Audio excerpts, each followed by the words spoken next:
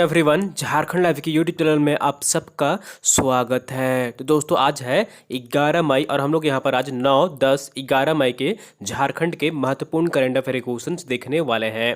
तो अगर आप झारखंड लाइव चैनल में अगर नए हैं दोस्तों, सबसे पहले चैनल को जरूर सब्सक्राइब कर लीजिए और साथ ही जो बेल आइकन बना हुआ है उसको प्रेस कर लीजिए, ताकि आगे का जो भी अपडेट्स अगर वीडियो आएगी नोटिफिकेशन सबसे पहले आपको यहाँ पर मिल जाया करेगी। तो दोस्तों, चैनल को जरूर सब्सक्राइब कर लीजिए और डेली मॉर्निंग में यहाँ पर 6 बजे करंट अफेयर्स की वीडियो आती है, तो आप इसे देखा करें। और साथ ही साथ आप हमारे टेलीग्राम ग्रुप में भी ज्वाइन कर लीजिए। वीडियो के नीचे आपको डिस्क्रिप्शन में लिंक मिल जाएगी, आप वहां पर क्लिक कर हमारा टेलीग्राम ग्रुप ज्वाइन कर सकते हैं। डेली शाम के 7 बजे वहां पर पीडीएफ जो है वो प्रोवाइड कर दी जाती है, तो आप पीडीएफ टेलीग्राम ग्रुप से प्राप्त कर सकते हैं। तो चलिए हम लोग यहाँ पर आज 9, 10, 11 मई के झारखंड के महत्वपूर्ण करंट अफेयर क्वेश्चन देखते हैं। और आज का यहाँ पर पहला प्रश्न है, कोल क्षेत्र के किन 3 कंपनियों ने कोल बेड मीथेन के विकास के लिए करार किया है?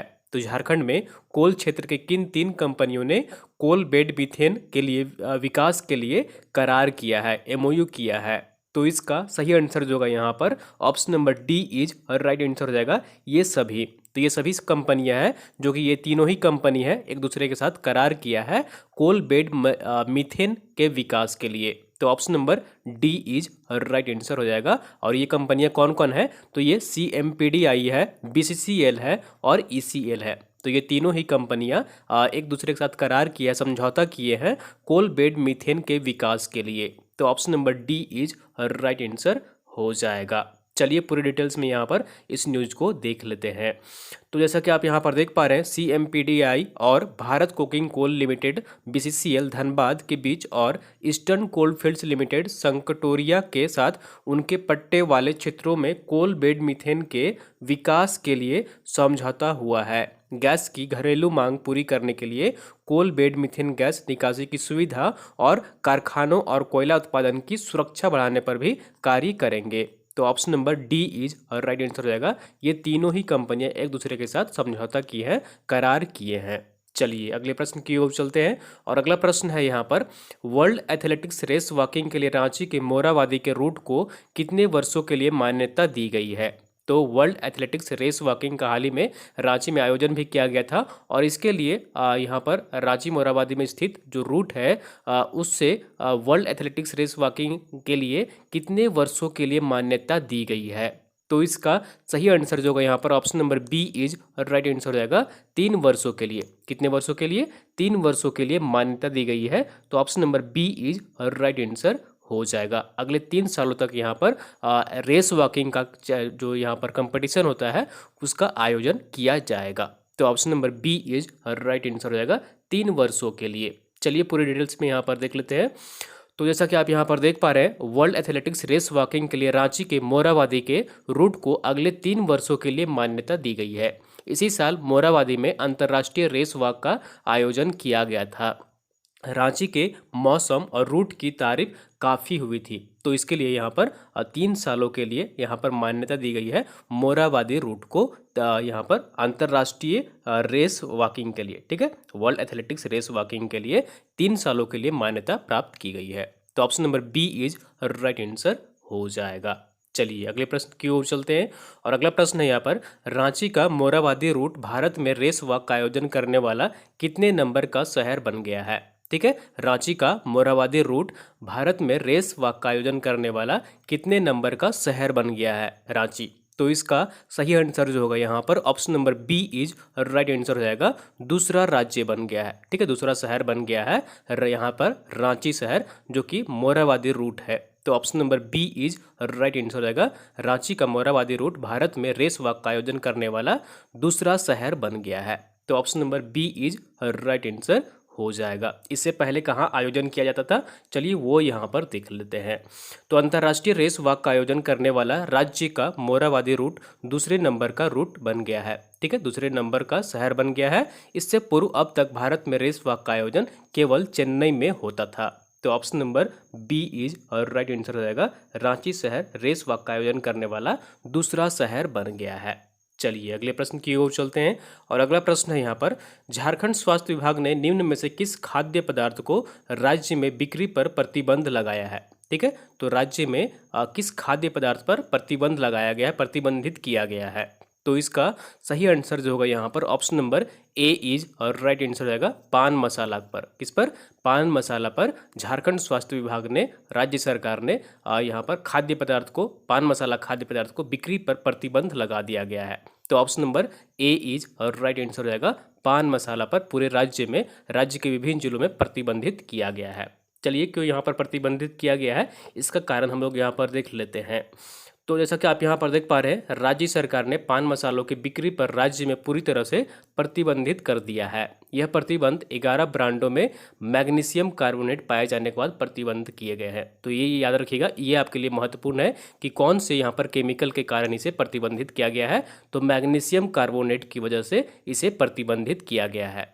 ठीक है, तो यहाँ पर 11 ब्रांडों में मैग्नीशियम कार्बोनेट पाए जाने के बाद पान मसाला को प्रतिबंधित किया गया है पूरे झारखंड राज्य में। तो ऑप्शन नंबर ए इज और राइट आंसर हो जाएगा पान मसाला को। ठीक है, तो जैसा कि आप सभी को पता है, राज्य के जो प्रधान सचिव हैं, स्वास्थ्य विभाग के प्रधान सचिव हैं और खाद्य संरक्षा आयुक्त हैं, कौन है वो? डॉक्टर नितिन मदन कुलकर्णी है। ठीक है, याद रखिएगा, यहाँ पर स्वास्थ्य विभाग के प्रधान सचिव कौन है?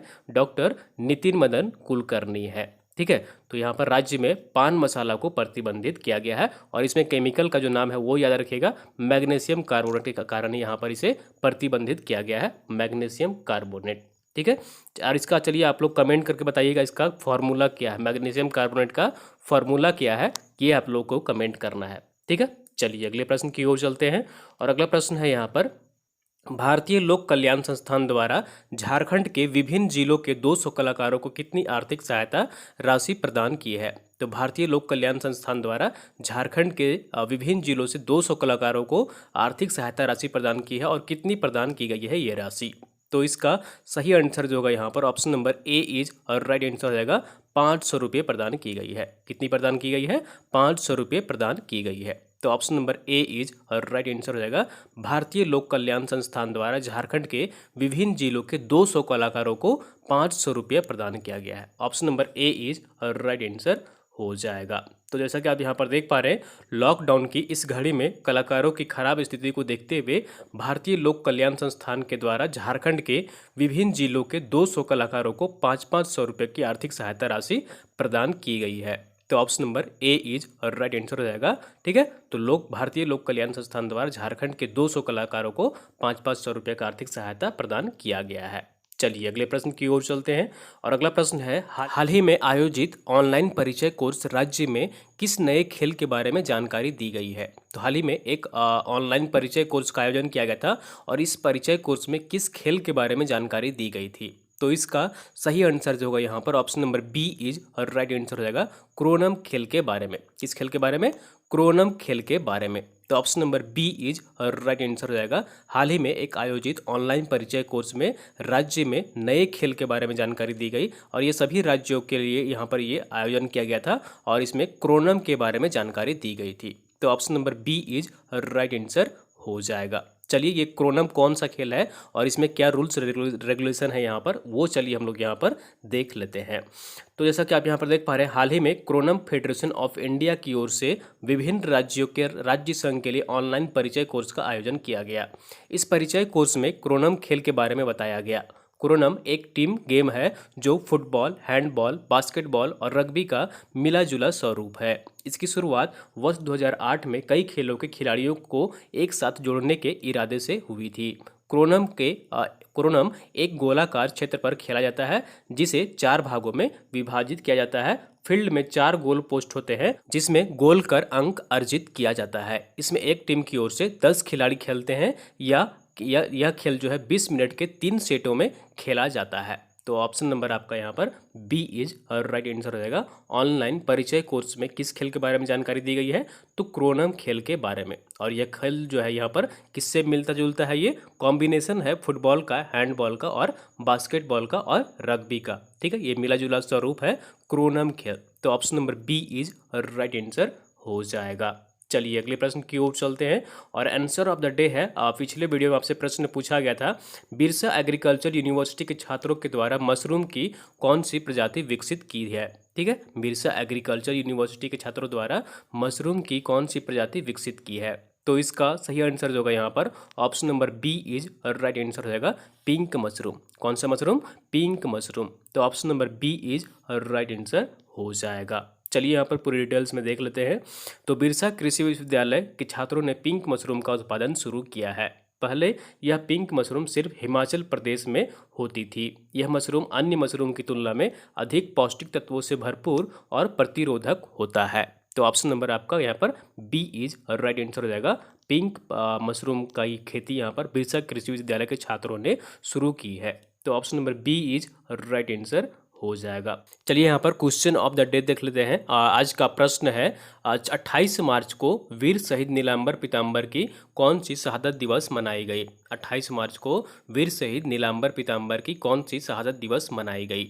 तो ऑप्शन देख लीजिए यहाँ पर 141वीं, 191वीं, 161वीं, 171वीं। तो आपको कमेंट करके बताना है इसका सही आंसर क्या होगा। पिछले क्वेश्चंस का आंसर आप लोगों ने मैक्सिमम लोग सही आंसर कमेंट किए थे, तो इसका भी सही आंसर करने की कोशिश करिएगा, प्रयास करिएगा। ठीक है दोस्तों, तो ये थी यहाँ पर आज की झारखंड की महत्वपूर्ण करेंट अफेयर्स के क्वेश्चंस। और दोस्तों जैसा कि आप सभी को पता है कि हमारा हर संडे को अब यहाँ पर ऑनलाइन टेस्ट का आयोजन किया जा रहा है JSSC CGL के लिए। तो आप सभी इसमें पार्टिसिपेट कर सकते हैं। बस आपको करना क्या है, व्हाट्सअप करना है इस नंबर पर। ठीक है, आपको सारी जानकारी जो है यहाँ पर उपलब्ध करा दी जाएंगी कि आपको क्या क्या करना है, कैसे करना है, पेमेंट कैसे करना है, आपको एग्जाम कैसे देना है, सारी जानकारियाँ आपको यहाँ पर दी जाएंगी। तो आपको इस नंबर पर व्हाट्सअप करना है। तो ठीक है, तो आप इसमें पार्टिसिपेट कर सकते हैं। मंडे से लेकर सैटरडे तक यहाँ पर आप पेमेंट कर सकते हैं और इसमें भाग ले सकते हैं। तो दोस्तों उम्मीद करता हूँ आपको वीडियो जो है पसंद आई होगी। जरूर लाइक करिए और चैनल को सब्सक्राइब नहीं किए हैं तो सब्सक्राइब कर लीजिए और वीडियो को आप लोग अधिक से अधिक शेयर कर दे करिए अपने दोस्तों के साथ, ताकि अन्य लोग भी यहाँ पर जुड़ सके, आपके दोस्त, और यहाँ पर झारखंड के महत्वपूर्ण करंट अफेयर क्वेश्चंस देख सकें।